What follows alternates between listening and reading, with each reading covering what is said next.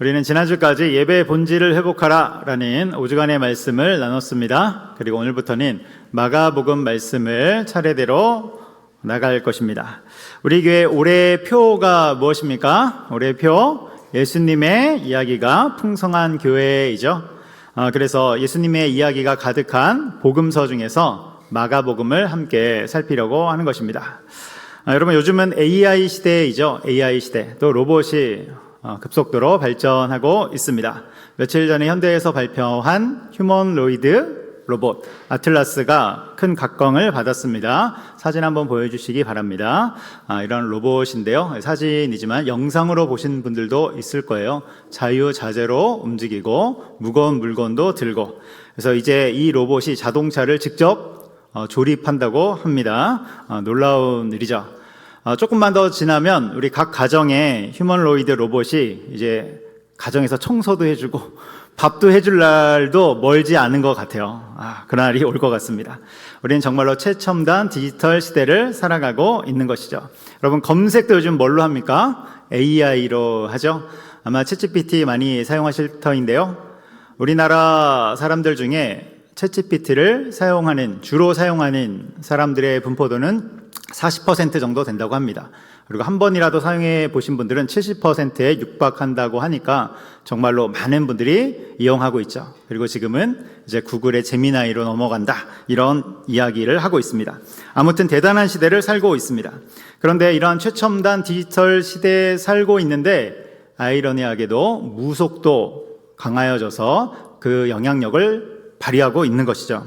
현재 우리나라 무속에 관련돼서 종사하는 사람들의 수를 따져보니까 30만 명에서 40만 명쯤 됩니다. 여러분, 우리나라의 목회자의 수가 몇 명인 줄 아십니까? 목회자들을 다 합치면 4만 명 정도 돼요. 근데 무속에 관련해서 종사하시는 분들은 한 40만 명 되니까 10배가 더 많은 것입니다. 놀라운 일이죠. 이런 무속인들은 방송과 유튜브를 통해서 일반 시민들 속으로 들어가고 있고요, 문화 콘텐츠 속에서도 주요한 소재로 사용이 되고 있는 것입니다. 우리가 이런 최첨단 디지털 이 시대, 이 사회를 살고 있음에도 불구하고 어떻게 무속이 여전히 강력할까? 그런 힘을 발휘하고 있을까? 이에 대해서 서울대 종교학과 교수의 분석이 있습니다. 이렇게 이야기했습니다. 기성 종교가 강하여지면 무속은 그 안에서 녹여지지만 기성 종교의 영향이 약해지면 무속은 본 모습을 드러내게 된다, 이렇게 분석을 한 것입니다. 그러니까 무엇입니까? 지금 현대 사회 속에서 교회가, 또 기독교가 사회에 온전한 해답을 주고 있지 못하다는 거예요. 올바른 길을 제시하지 못하고 있다는 것입니다. 안타까운 것이죠. 여러분, 현대 사회의 특징 중에 하나가 무엇입니까? 우리가 살아가는 이 시대의 특징 중에 하나, 불확실성이잖아요. 불확실함. 사람들이 더 두려움을 느끼고 더 염려와 걱정 속에 살아갑니다. 왜냐하면 불확실한 시대를 살아가고 있기 때문에 그런 거예요. 그런 시대 속에서 교회가, 또 기독교가 온전한 길, 올바른 길을 제시하여야 되는데 그러지 못했다는 것입니다. 여러분, 우리 산성교회는 어떤 교회일까요? 우리 교회는 그러한 길을 잘 제시하고 있을까요? 어떤 미래학자의 분석에 따르면 최첨단 디지털 사회로 갈수록 사람들은 오히려 더 영적인 갈망을 느낀다. 그러면서 미래의 교회도 결국은 영성이 살아있는 교회만 남을 것이다, 이렇게 분석하고 있습니다. 교회라고 해서 다 남아있는 것이 아니라 이제 미래 사회로 갈수록 영성이 살아있는 교회만 남을 것이다, 이렇게 예측하고 있는 것입니다. 여러분, 교회가 살아있다는 것이 무엇입니까? 교회의 영성이 살아있다는 것이 무엇을 이야기하는 것입니까? 그것은 결국 복음이 살아있는 것이고 복음이신 예수님의 이야기가 살아있는 것입니다. 복음이 충만한 거예요. 그것이 바로 살아있는 교회이죠. 지금의 기술들은, 세상의 기술들은 인간의 삶을 편리하게 해줄 수는 있지만 영혼의 불안을 해결해 줄 수는 없는 것입니다. AI가 질문에 답을 해줄 수 있지만 삶의 의미를 책임져 줄 수는 없는 것입니다.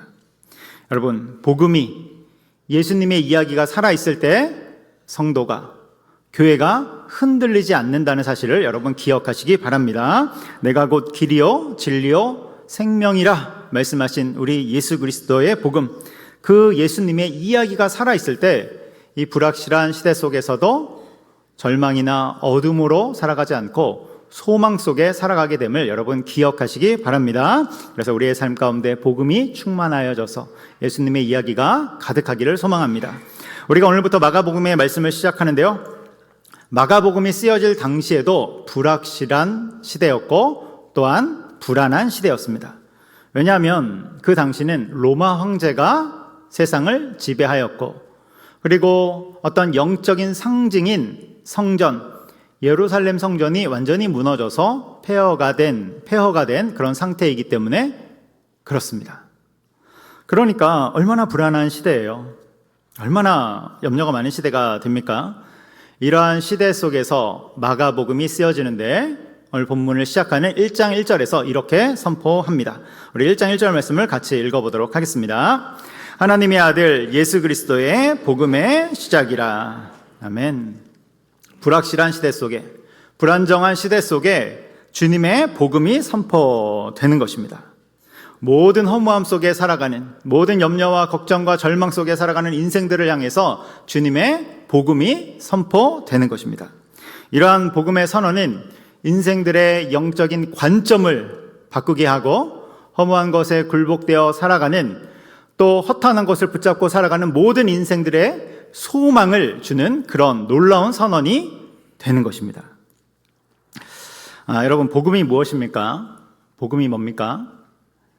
우리 인간들은 자꾸만 착각하는 것이 있습니다. 오해하는 것이 있어요.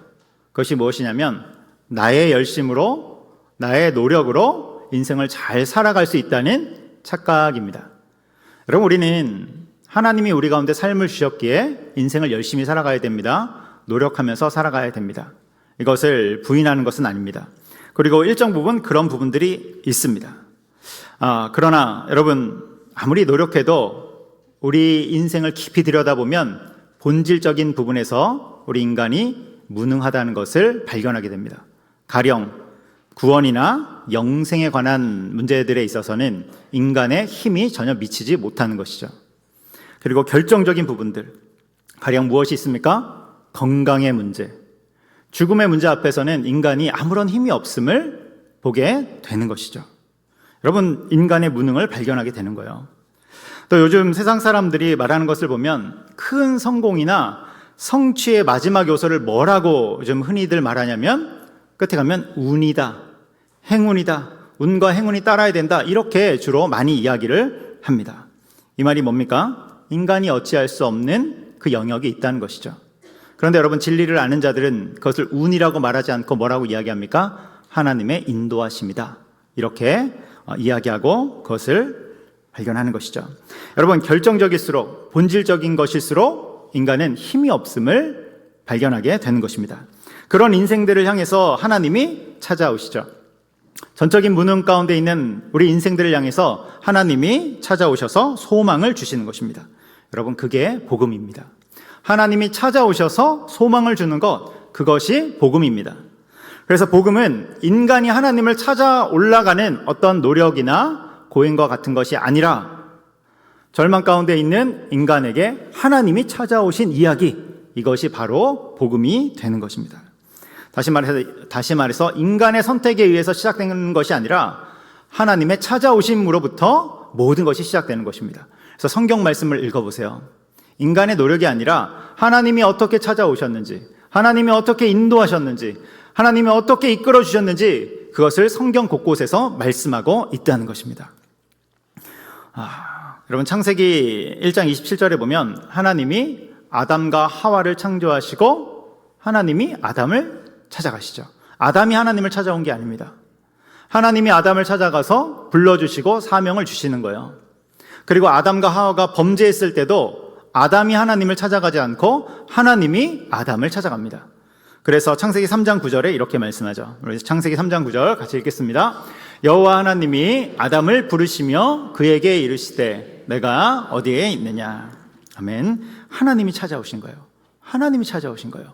여러분, 아브라함도 마찬가지죠. 아브라함이 스스로 믿음의 길을 개척한 것이 아니라 하나님이 찾아오셔서 그를 불러주시고 사명을 주신 것입니다. 너는 고향과 친척과 아버지의 집을 떠나 내게 보여줄 땅으로 가라. 그 사명을 주신 것이죠. 아브라함만 그렇습니까? 모세도 마찬가지예요. 절망 가운데 있는 모세를 하나님이 찾아오십니다. 이스라엘 백성들도 마찬가지죠. 이스라엘 백성 가운데 하나님이 찾아오셔서 출애굽을 주시는 것입니다. 여러분, 이스라엘이 준비되었기 때문에 출애굽을 시켜 주신 것입니까? 아니요. 하나님의 때가 되었기 때문에 하나님의 때에 따라 모세를 세워주시고 모세를 통해서 출애굽이라는 그 구원의 역사를 주신 것입니다. 그리고 오늘 본문이 마가복음 1장 1절에서처럼 가장 결정적인 순간에, 가장 어둠 가운데 있는 순간에 하나님이 복음의 본체이신 예수님을 이 땅에 보내주셔서, 그래서 이 불확실한 시대에 불안한 인생들에게 구원과 평안을 주신 것입니다. 할렐루야. 아멘. 여러분 인생은 무엇으로 살아가고 있습니까? 여러분 뭐 붙잡고 살아가고 있습니까? 여러분, 우리의 노력과 수고와 나의 어떠함으로 살아가는 것, 여러분, 우리가 결정적인 순간에 가면, 맨 끝에 가면 그것이 아니라 우리의 인생은 하나님의 은혜로 살아가는 것임을 우리는 고백하게 되는 것입니다. 예수님만이 우리의 소망이고 힘이고 평안임을 여러분 기억하시기 바랍니다. 그러한 예수님 붙잡고 살아가는 것입니다. 그래서 우리의 인생은 인간의 수고가 아니라 하나님의 일하심, 하나님의 열심으로 나아가는 것입니다. 그런데 인간이 불안함을 겪는 이유 중에 또 뭐가 있습니까? 우리가 불안하고 두려운 이유 중에 또 뭐가 있어요? 선택의 문제가 있죠. 선택. 우리는 끊임없이 많은 선택을 하면서 살아갑니다. 크고 작은 선택을 하고 어떤 선택은 인생에 지대한 영향을 미쳐요. 그런데 우리가 미래를 안 가봤으니까 무언가를 선택한다고 했을 때 두려운 거예요. 걱정이 있고 염려가 있는 것입니다. 여러분, 그때 여러분은 어떻게 하십니까? 뭔가를 선택해야 될 때 여러분 어떻게 하십니까? 우리 그리스도인들은 먼저 기도하는 자들임을 여러분 기억하시기 바랍니다. 우리가 기도할 때 하나님이 지혜를 주십니다. 기도할 때 길을 열어주십니다. 근데 세상 사람들은 자신의 선택에 대해서 많은 불안함을 갖죠. 잘못된 선택을 할까 봐. 그런데 여러분, 냉정히 따졌을 때 우리 그리스도인들은 어떻습니까? 우리 그리스도인들은 항상 베스트의 선택만을 합니까? 우리는 항상 최선의 선택만을 합니까? 아니요. 잘못된 선택을 할 때도 있고 실수할 때도 있는 것입니다. 여러분, 우리는 그렇죠. 그런데 이 지점에서 중요한 것이 있어요. 중요한 것.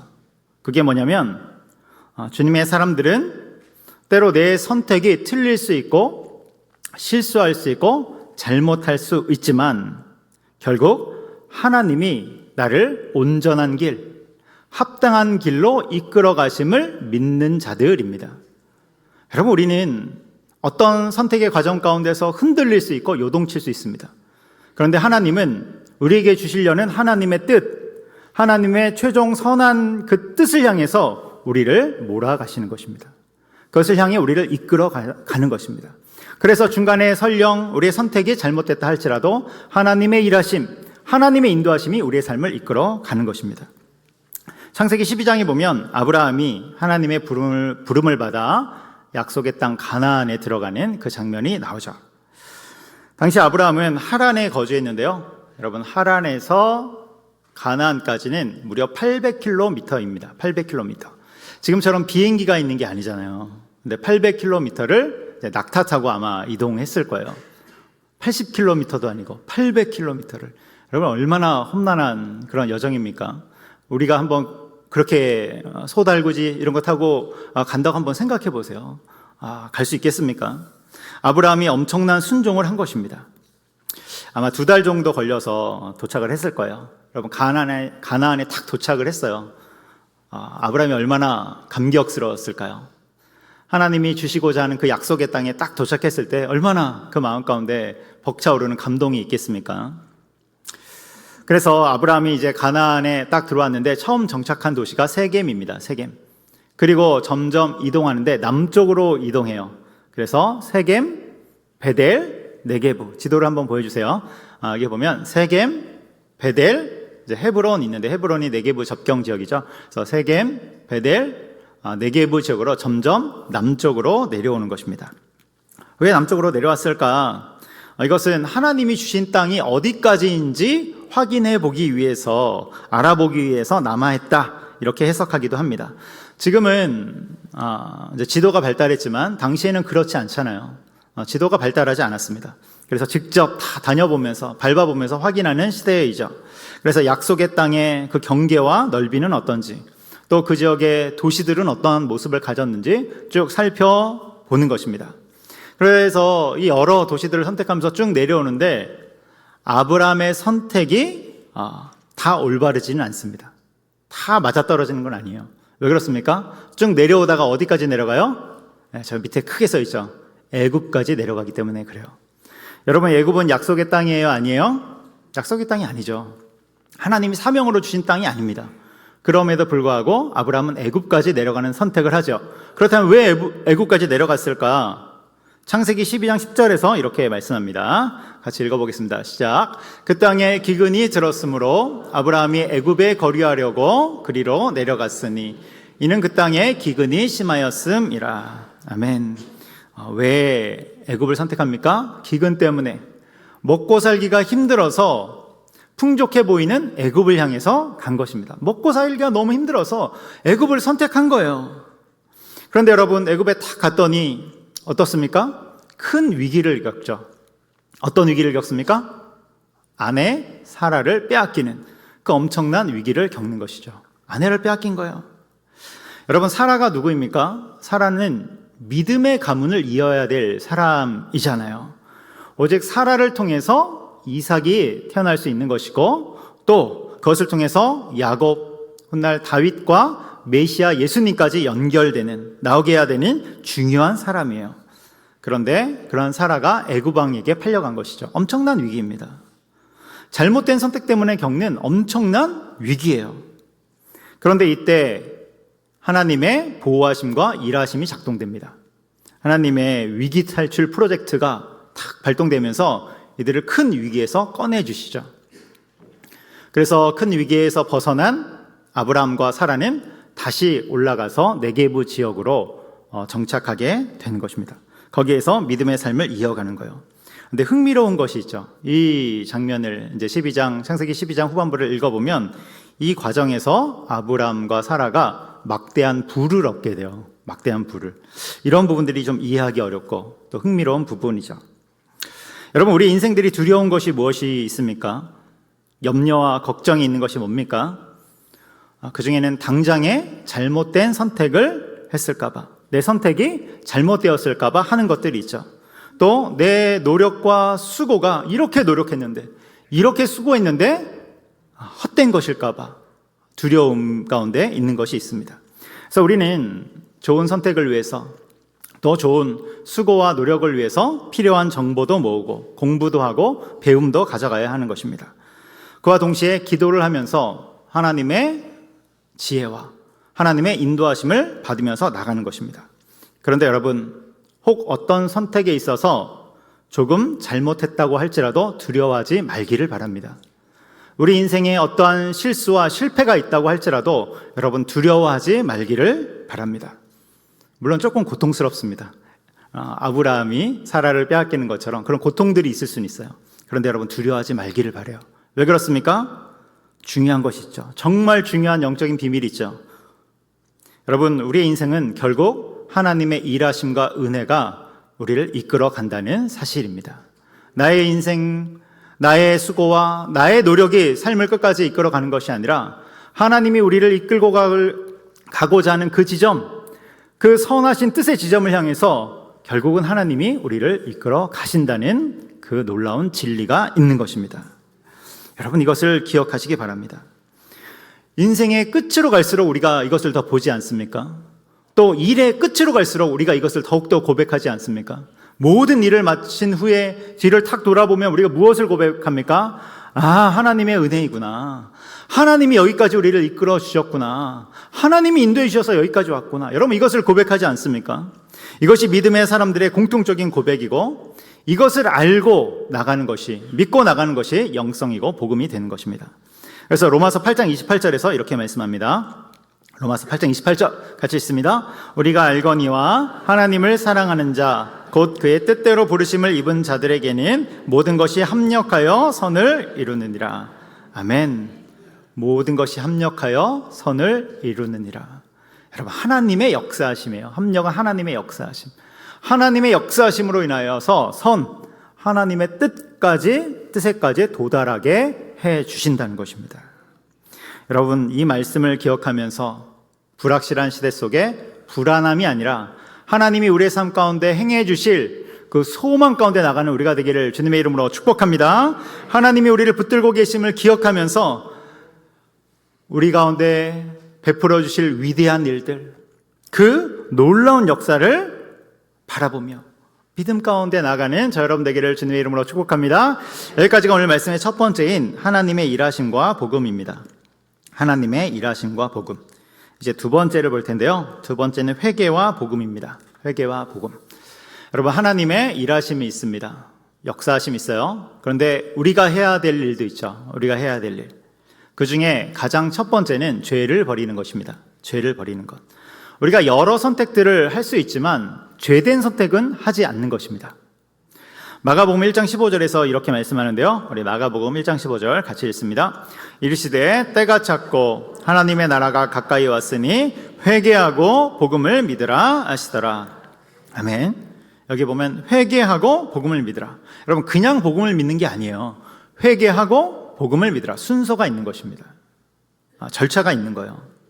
그래서 죄된 선택들을 했다면 그것을 버리고 이제는 하나님의 일하심과 은혜를 바라는 그 방향으로 나아가는 것입니다.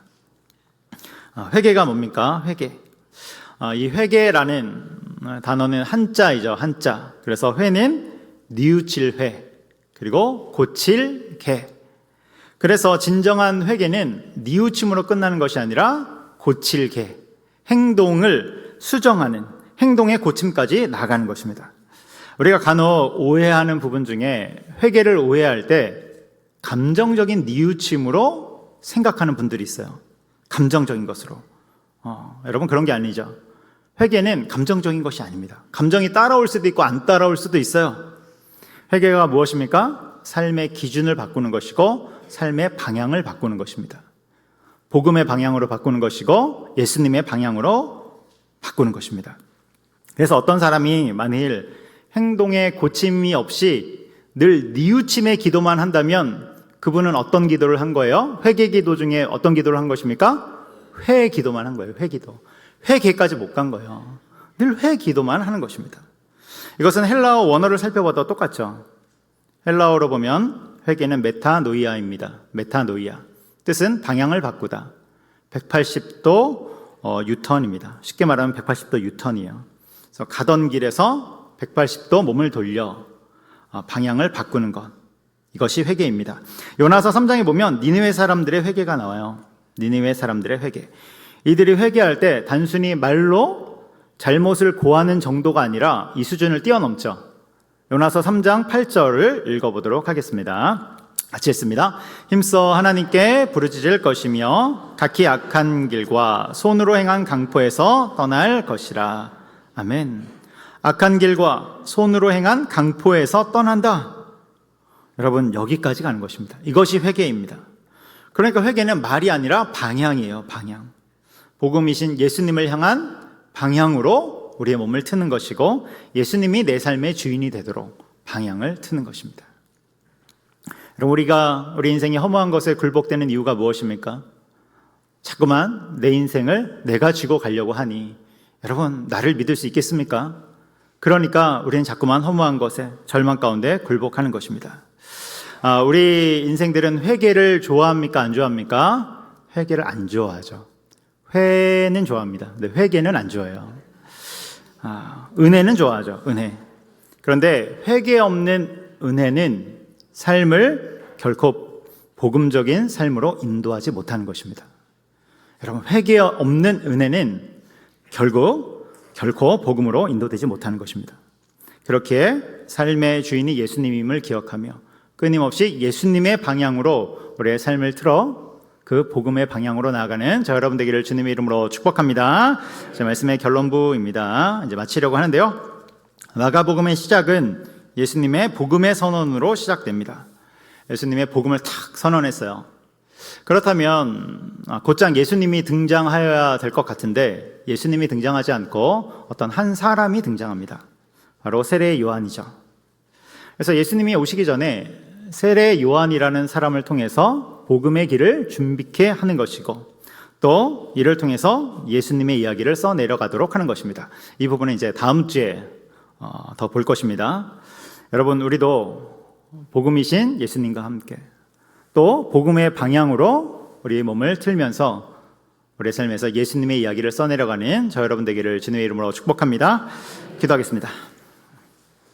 사랑과 은혜가 많으신 하나님 아버지, 우리의 삶이 항상 우리의 주님이신 예수님을 향해 살아갈 수 있도록 인도하여 주옵소서.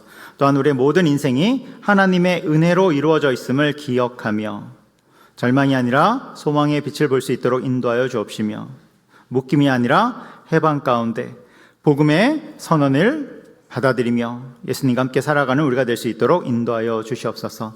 감사하며 예수님의 이름으로 기도합니다. 아멘.